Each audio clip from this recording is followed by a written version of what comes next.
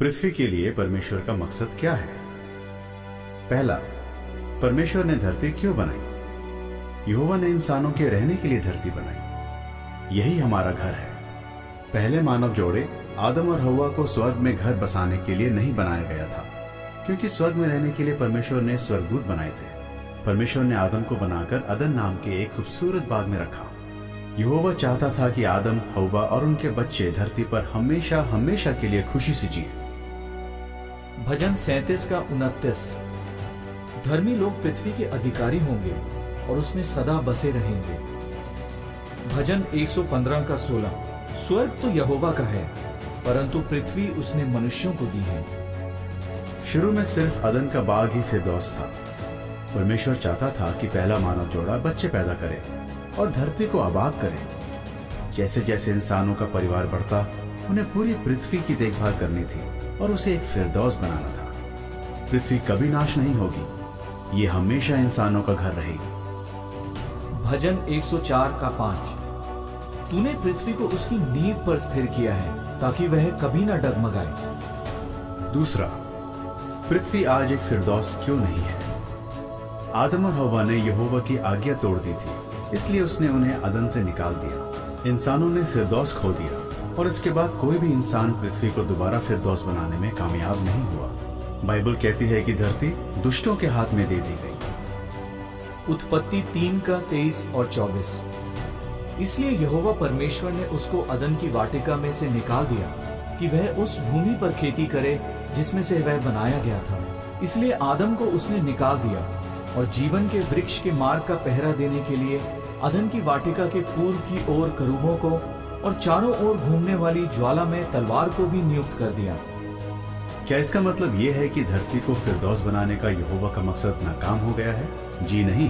परमेश्वर सर्वशक्तिमान है, उसका मकसद कभी नाकाम नहीं हो सकता। उसने इंसानों के लिए जो मकसद ठहराया है वो पूरा होकर ही रहेगा। भजन 37 का 11।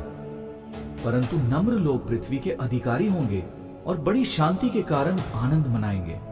वचन 34। यहोवा की बाट जोहता रहे और उसके मार्ग पर बना रहे, और वह तुझे बढ़ाकर पृथ्वी का अधिकारी कर देगा। जब दुष्ट काट डाले जाएंगे तब तू देखेगा। तीसरा, ये धरती दोबारा फिरदौस कैसे बनेगी? जब यीशु राजा के तौर पर हुकूमत करेगा, तब ये धरती दोबारा फिरदौस बन जाएगी।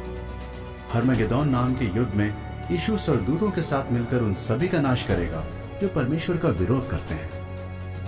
इसके बाद वो शैतान नाम के एक दुष्ट स्वर्गदूत को 1000 साल के लिए कैद कर देगा। दरअसल शैतान के बहकावे में आकर ही हव्वा ने परमेश्वर की आज्ञा तोड़ी थी। परमेश्वर के लोगों को कोई नुकसान नहीं पहुंचेगा, क्योंकि यीशु उन्हें राह दिखाएगा और उनकी रक्षा करेगा। परमेश्वर के लोग फिरदौस में हमेशा की जिंदगी का लुत्फ उठाएंगे। प्रकाशित वाक्य 20 का 1 से 3। और मैंने एक स्वर्गदूत को स्वर्ग से उतरते देखा, जिसके पास अथाह कुंड की चाबी और हाथ में एक बड़ी जंजीर थी।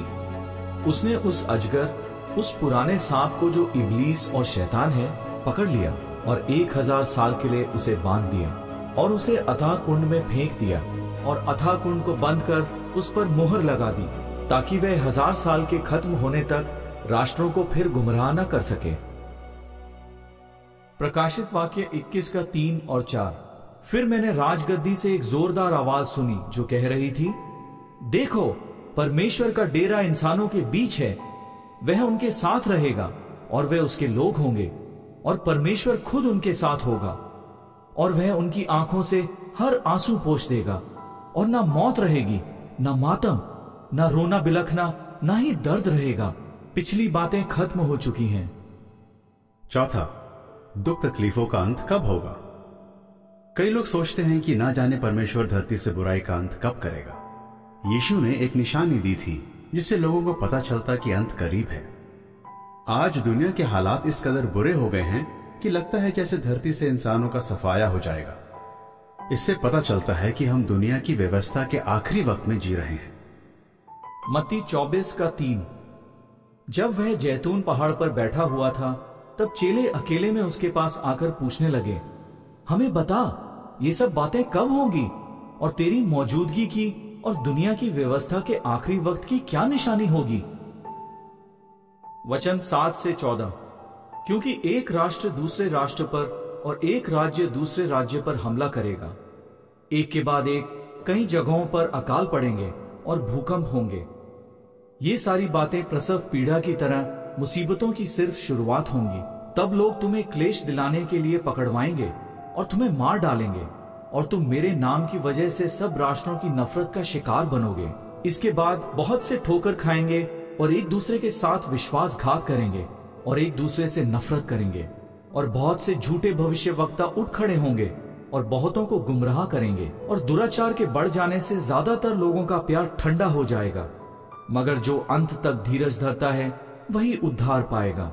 और राज की इस खुशखबरी का सारे जगत में प्रचार किया जाएगा, ताकि सब राष्ट्रों पर गवाही हो, और इसके बाद अंत आ जाएगा। वचन 21 और 22। इसलिए कि इसके बाद ऐसा महासंकट होगा जैसा दुनिया की शुरुआत से ना अब तक हुआ और ना फिर कभी होगा। दरअसल अगर वे दिन घटाए ना गए होते तो कोई भी नहीं बच पाता, मगर चुने हुओं की खातिर वे दिन घटाए जाएंगे। अपने 1000 साल के शासन के दौरान यीशु स्वर्ग से धरती पर राज करेगा और सभी दुख तकलीफें मिटा देगा। राजा के अलावा यीशु स्वर्ग से धरती पर राज करेगा। इस हैसियत से वो परमेश्वर से प्यार करने वालों के पाप माफ करेगा।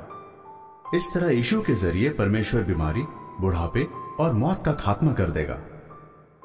यशाया 25 का 8। वह मृत्यु का सदा के लिए नाश करेगा, और प्रभु यहोवा सबों के मुख पर से आंसू पोंछ डालेगा, और अपनी प्रजा की नाम धराई सारी पृथ्वी पर से दूर करेगा, क्योंकि यहोवा ने ऐसा ही कहा है।